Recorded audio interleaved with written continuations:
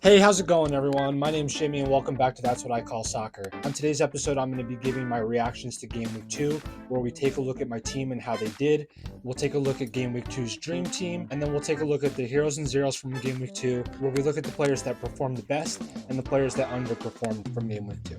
Before we move on, if you like this type of content, please make sure to like, subscribe, and hit the notification bell below, as I do release multiple videos per week on MLS Fantasy related content. So I had an okay week this week, having a total of 73 points, which was 1 point higher than last week. I did have a little bit of a price rise this week, although it wasn't as high as I initially hoped it would be. It did go up by 3.9 million, so I am up to a total of 105.6 million overall, which is okay, but I do find myself wishing I had a little bit more money here or there. But it is what it is. We're going to work on that this week and see if we can put some players on our bench that are going to get us some price rise and see if we can work on that a little bit. Starting with my goalkeeper, I had McCarthy from LAFC on my bench. He was doing pretty well, and I actually saw that in about the 61st minute, he was keeping a clean sheet. So I went to go look on the app to see what those points actually look like for my team. I really enjoy kind of seeing those points. And as I was looking up, I heard on the TV that LAFC conceded one goal, and then they proceeded to concede a second later on. So no clean sheet this week, but 4 points from McCarthy. When I initially had $4.5 million Richie from Chicago as my second option, I decided to just go with the 4 points. I left some points on the bench in my keeper last week, so I decided to just take the 4 and run with it, and just be able to use that extra $0.5 million from using a scrub at my keeper elsewhere on my lineup. So starting with the defense, Philly had a really frustrating game. Not only did they give up 2 goals, but they didn't score as well. So Wagner was a pretty big bust this week. He only got us 3 points. Pretty frustrating start to the season for Philly defensive assets, especially if you've had Blake. I think the highest owned goalkeeper in the first 2 weeks so far, and has a total of 4 points, only 2 saves, and 0 bonus points. I am a little bit worried considering they've got Champions League this week, and there could be some rotation at the weekend when they come back and play Chicago at home. But we'll have to see how things play out. Maybe they'll have an easy game against Alianza, and everyone will be ready to go at the start of the weekend. My second starting defender, I went with Jackson Reagan from Seattle. He got me a clean sheet with a total of 8 points. Happy days there. And my last starting defender was a $4.0 million scrub on a bye week from Minnesota. I had him in there to allow the game pick between my other 2 defenders on the bench and an Autoru, which I ran with Diego Palacios from LAFC. We talked about how they were doing pretty well, and they actually had a clean sheet after the 60th minute. And when I went to go look, that's when they gave up the clean sheet. So he only came up with 4 points. DeJuan Jones from New England, the other defender on my bench, had a really great game, kept a clean sheet, had an assist for a total of 12 points overall. Moving on to the midfield, and this is where I really missed out on points last week. I went with Jared Stroud from St. Louis. St. Louis had another really good performance. I knew there was going to be goals for them playing at home in front of their crowd for the first time. Sold out, great atmosphere. I think St. Louis is going to be a little bit better than we initially hoped. I don't know if they'll keep this run going, but they are going to be a team that's a little bit harder to beat than we initially thought. So, but unfortunately, I just picked the wrong player from St. Louis this week. I went with the cheaper option in Stroud at $5 million so that I could have someone like Driussi in my lineup and like Gazdag in my lineup. But unfortunately, as you can see, Gazdag only got 3 points. Driussi only had 4 points, and Christian Roldan only had 4 points. I did have the captaincy on Driussi, so he did end up getting a total of 8 for me, but the only person to really save me in the midfield this week was Lucas Zelarayán with 2 goals for Columbus, a total of 14 points. He had a great game. They are on the road to Toronto this week, but I think Zelarayán is someone that we know his quality, and I think he's going to keep producing for Columbus. At the forward positions, I talked about Philly already, but I went with Julian Carranza playing against his former team in Inter Miami, and unfortunately, Philly just had nothing going on. It wasn't Carranza in particular.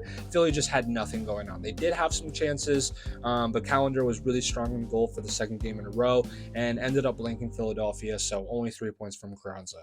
But my other starting forward, I went with Opoku from LAFC, being in the first match of the game, being only $7 million. I thought that was a really good value, and I thought he would at least have a pretty decent opportunity at a goal. And he did have a goal. He had a few bonus points. He earned a penalty for them as well.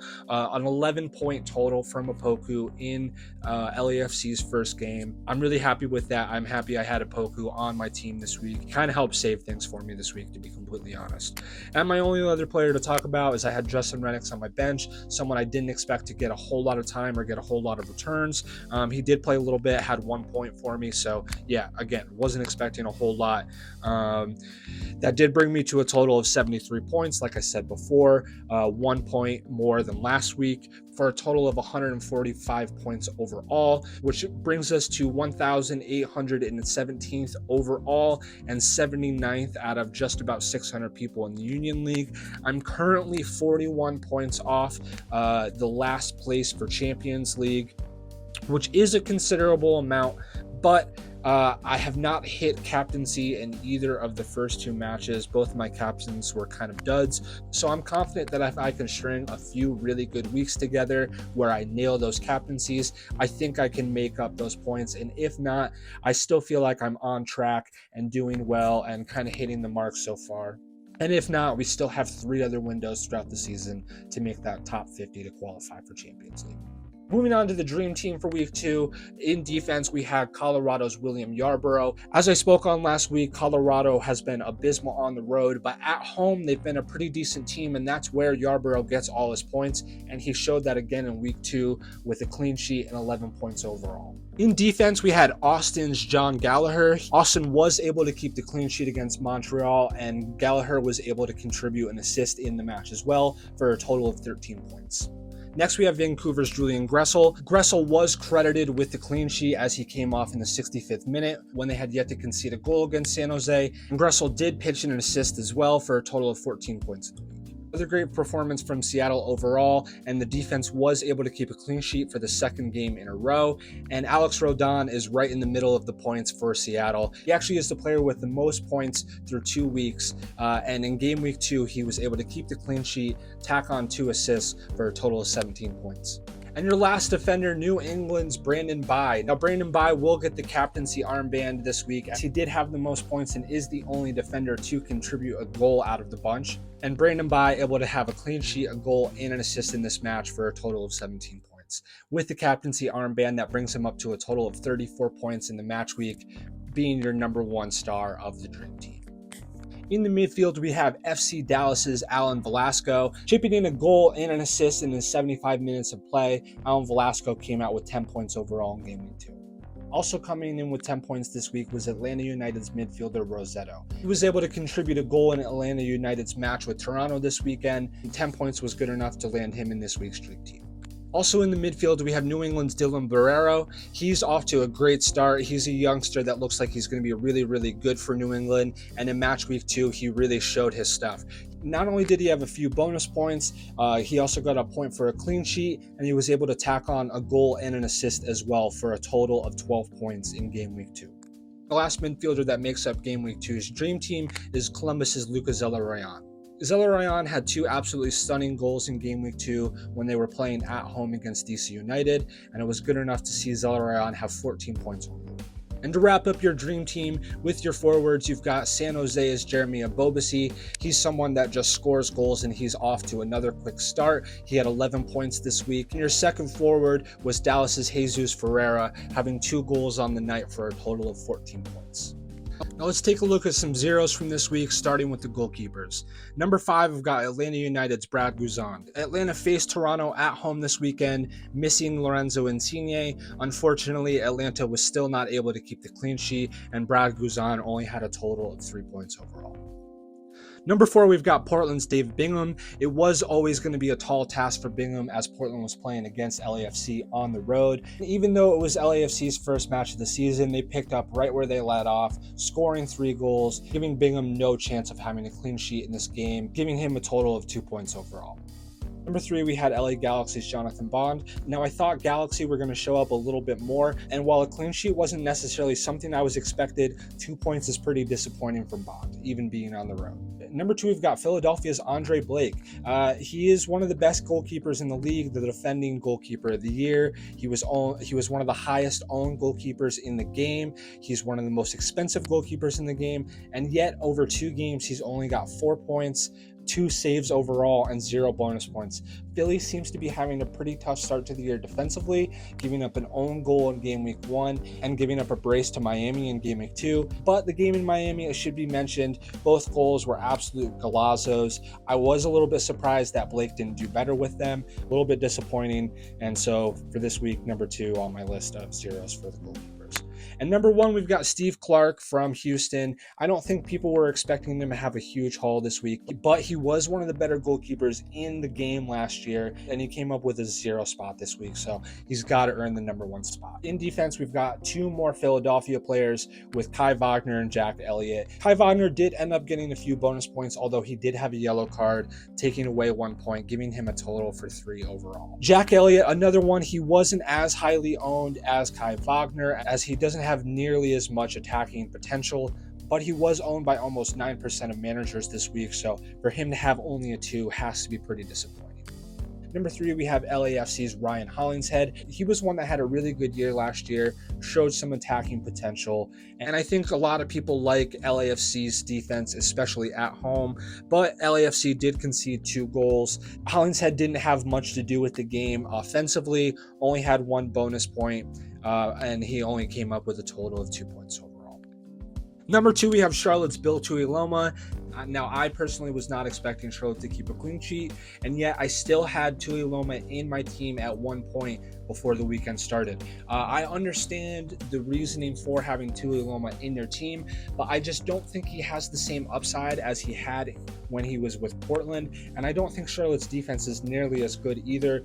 They haven't gotten off to a great start. That being said, Tuiloma did have 3 bonus points and would have had a pretty decent game despite losing, but he was credited with an own goal, rightfully so, heading it into his own net. So yeah, just the 2 from Tuiloma on this week.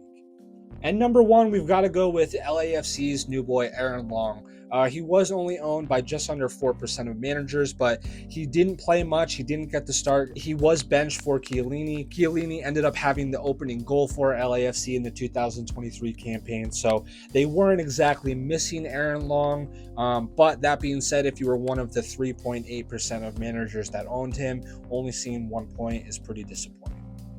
In the midfielders, at number 5, we've got Seattle's Jared Stroud. Now it's kind of harsh for a $5.0 million player from an expansion side to get put on the zeros list in his second game of the year, but being owned by 16% of players and only coming up with 3 left people wanting more. Number 4, we had Ricky Puig from LA Galaxy. He was on the road to Dallas, but he was someone that had an immense amount of bonus points last year, even if he wasn't scoring goals, and we just didn't see that in game week 2. I'm not exactly sure what was up. I'm not sure if he just wasn't getting on the ball as much, but only had 1 bonus point for a total of 3 points this week.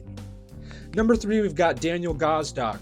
He did have the most points in game week 1 with a brace, 2 assists for a total of 20 points, which led him to be owned by almost 30% of managers in game week 2, and he came up with a fat blank, only 1 bonus point for a total of 3 points overall. Number 2, we've got Red Bull's Lewis Morgan. He was owned by less than 5% of managers, but he was one of the better midfielders in the game last year. But Lewis Morgan and Red Bull offensively just haven't got off to a good start. And so with game week 2, Lewis Morgan just 1 point. Number 1, we have to go with Hani Mukhtar. He came on in a cameo in game week 1 where he played about 15 minutes and showed his impact directly right away with an assist to Schaffelberg, but he didn't start again in game week 2. He didn't show anything much when he came on, so just a total of 1 point overall for the reigning MVP, one of the highest owned players in the game and one of the highest priced players in the game as well. It's got to be disappointing. And bad enough to earn you the number 1 spot on the midfielders zeros list for game week 2. And moving on to the forwards, at number 5, we have Atlanta United's Luis Araujo. As we spoke about last week, he just hasn't got it going so far for Atlanta as a DP. And in game week 2, it was much of the same, only having 1 bonus point for a total of 3 points. Number 4, we've got Philadelphia's Julian Carranza. I spoke about Carranza earlier. He was in my team along with almost 10% of other managers this week, but Carranza was not able to influence the game against his former team in Inter Miami and only had 3 points this week. On the other side of the ball in that Philadelphia-Miami game is Joseph Martinez, who had another underwhelming performance in game week 2 to earn the number 3 spot with only 2 points overall. Number 2 is Sporting Kansas City's Willy Agada. Willy Agada was someone that was absolutely on fire at the end of the 2022 MLS season and really helped Sporting fans believe in the project and what they could achieve in 2023. But unfortunately, they just haven't got off to a good start offensively, and Agada just 2 points in game week 2. And number 1 for the second week in a row, we've got to go with FC Cincinnati's Brendan Vasquez. He was one of the highest scoring players in the game last season, and another blank in game week 2 with just 2 points. He's got 4 points overall across the first 2 games. The front 3 of Cincinnati just not off to a great start so far. So let's talk about some players that did perform. Well in game week 2, so you can start thinking about your team for game week 3. With the goalkeepers, at number 5, we've got Nashville's Joe Willis. Nashville was able to go on the road to Red Bull and keep a 0-0 draw, giving Willis the clean sheet points for the week. He did make 3 total saves and had 2 bonus points on top of that for a total of 9 points this week. At number 4, we've got Orlando City's Patrick Gleese with his second clean sheet of the season. While Orlando hasn't got off to a great start offensively, they do look pretty solid defensively, keeping 2 clean sheets in their first 2 games. Patrick Gleese did have 4 total saves in this game, knocking on 2 bonus points on top of that for a total of 9 points overall. At number 3 is another goalkeeper keeping their second clean sheet of the week with Drake Callender from Inter Miami. He was able to have 4 saves and a total of 3 bonus points, making him the number 3 spot on this list this week with 10 total points. Number 2, we have New England's Georgi Petrovic. Now we know what he can do, and being at home against Houston, I was a little bit surprised that he wasn't owned by more players, but he did have a total of 5 saves, an additional 3 bonus points on top of that for a total of 10 points overall. And number 1, we've got William Yarborough from Colorado. Colorado faced Sporting Kansas City at home and was able to keep them to a clean sheet. William Yarborough was able to keep 11 saves with 4 bonus points on top of that for a total of 11 points this week, making him the number 1 heroes from the goalkeepers. Moving on to defense, in number 5, we've got New England's Dwan Jones. New England was able to keep the clean sheet against Houston, and Dwan Jones tacked an assist on top of that with 3 additional bonus points for a total of 12 points over the week. At number 4, we got Austin defender John Gallagher, who for the second straight week wasn't owned by very many of the managers and was able to have an attacking return. Now, I think there's a lot to be skeptical about in regards to Austin's defense, but for the second straight week, Gallagher has an attacking return, this week having an assist with 3 bonus points on top of that for a total of 13 points. Number 3, we've got Vancouver's Julian Gressel. He was owned by almost 8% of managers this week. Gressel was credited with the clean sheet coming off early against San Jose before they had initially scored. And Gressel also tacked on an assist as well with 4 bonus points for a total of 14 points over game week 2. Number 2, we've got New England's Brandon Bye, who was at home against Houston. New England was able to keep the clean sheet at home against Houston, and while Brandon Bye did only have 1 bonus point, he was able to have an assist and a goal for a total of 17 points in game week 2. And your top defender from game week 2, Seattle's Alex Rodon, they were able to keep the clean sheet at home against RSL for the second straight week. And Rodon was able to contribute 2 assists in the win with 4 bonus points for a total of 17 points overall. In the midfield, we'll talk about 2 players that we've already spoken on in the Dream Team, first being Rossetto from Atlanta United. He was able to have a goal and 3 bonus points for a total of 10 points. And Alan Velasco from FC Dallas also had a goal, an assist, and a bonus point for a total of 10 overall as well. Alongside him in that FC Dallas attack was Paul Arriola, who didn't have a goal but did have 2 assists with 2 bonus points and a total of 10 points in game week 2. Number 2 is another one we've talked about, making the dream week for game week 2 in New England's Dylan Barrero. He did have a goal, an assist, and 2 bonus points for a total of 12 points overall. And while that was a great week, it wasn't good enough to get the number one spots for the midfield heroes. And another guy we've talked about, Lucas Elarayan, at home against DC United, owned by less than 10% of managers in this week, which was pretty shocking to me. He did have 2 goals, 2 bonus points for a total of 14 points overall. And to wrap up the heroes from the week with the forwards, at number 5, we've got New England's Bobby Wood. Bobby Wood, owned by less than 2% of players, he was a huge differential, having that goal and an assist for a total of 10 points this week. Number 4, we've got LAFC's Opoku. He was owned by just 3% of managers. He was able to contribute a goal, earn a penalty with 4 bonus points overall for a total of 11 points for LAFC in their first match of the season. Number 3, a guy we talked about from the Dream Team, San Jose's Jeremy Ebobisse. Like I said before, this guy's game is scoring goals, and he's back to business after 2 weeks in the MLS. He had a goal, an assist, and 1 bonus point in Game Week 2 for a total of 11 points. At number 2, we have Opoku's teammate at LAFC, Carlos Vela. And while Carlos Vela did come off relatively early in the game, he was really involved while he was on the pitch. That's going to be the risk with Vela, is there is going to be rotation. He will come off games early, but he's going to be involved when he is on the pitch. And in this game, he had a goal, an assist, and 1 bonus point for a total of 11 points. And your best forward from the week, FC Dallas's Jesus Ferreira at home against LA Galaxy. He did have 2 goals and 2 bonus points for a total of 14 points overall. So that's going to wrap it up for my Game Week 2 reaction videos. If you like what you saw, please make sure to comment, like, and subscribe below. And please make sure to hit the notification bell, as I will be releasing multiple videos per week on MLS fantasy related content. I appreciate everyone for watching along so far. Make sure you're on the lookout for my Game Week 3 preview and team reveal coming in a few days later this week. And I thank everyone so much for tuning in and watching so far, and I'll see you soon. Thanks.